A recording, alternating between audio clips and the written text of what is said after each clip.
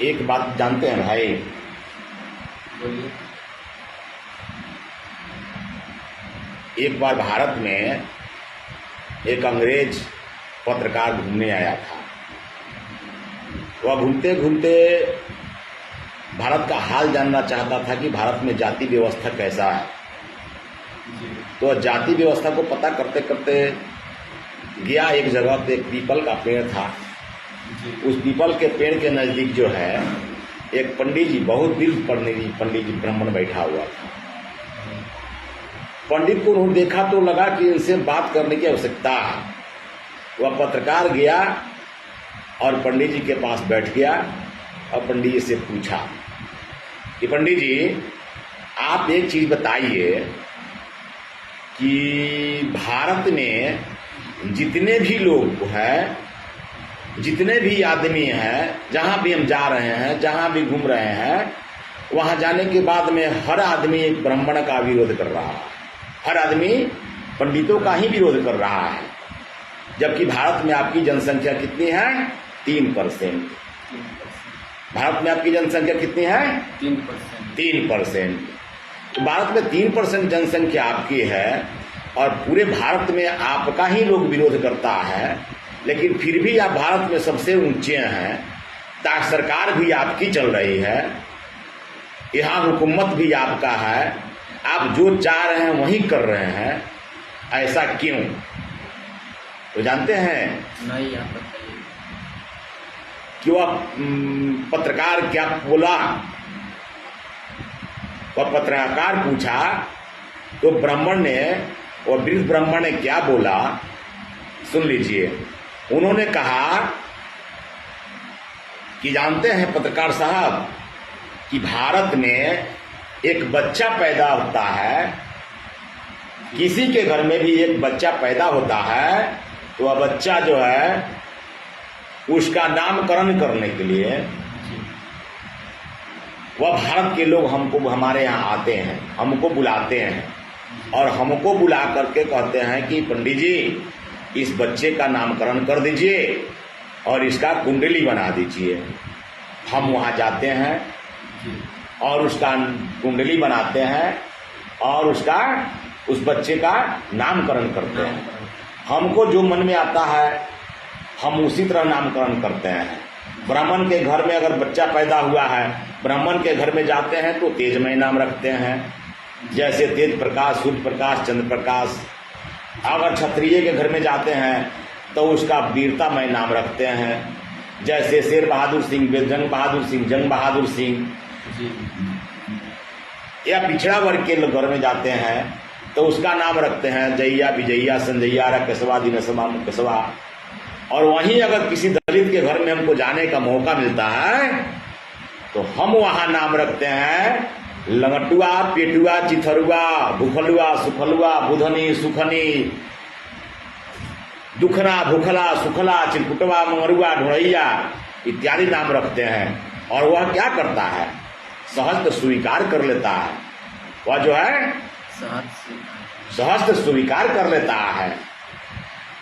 फिर जब वह बच्चा 12 वर्ष का जब हो जाता है तब हमको फिर बुलाता है। वह मेरे यहाँ फिर वह आता है और कहता है कि पंडित जी, इसका धर्म किस धर्म का है, वह इसको जो है उसका प्रमाण पत्र देना है, आप उसको धार्मिक प्रमाण पत्र बताइए। तब हम क्या करते हैं? उसका जनेऊ कराते हैं। उस जनेऊ कराते हैं और जनेऊ करा करके यह पता बताते हैं कि यह क्षत्रिय है, कि वैश्य है, कि शूद्र है, कि क्या है, उसका जानकारी हम उसको देते हैं। और जब वह शादी के योग्य हो जाता है तो शादी के योग्य होता है तो मेरे यहाँ आता है, उसके गार्जियन जो है मेरे पास आता है और वह आता है तो वह कहता है कि पंडित जी, हमारे बेटवा के ब्याह करे के हैं, हमारे बेटिया के शादी करे के हैं, तनी एक लड़का ढूंढ दीजिए, इसके लिए एक लड़की ढूंढ दीजिए। तो हम क्या करते हैं?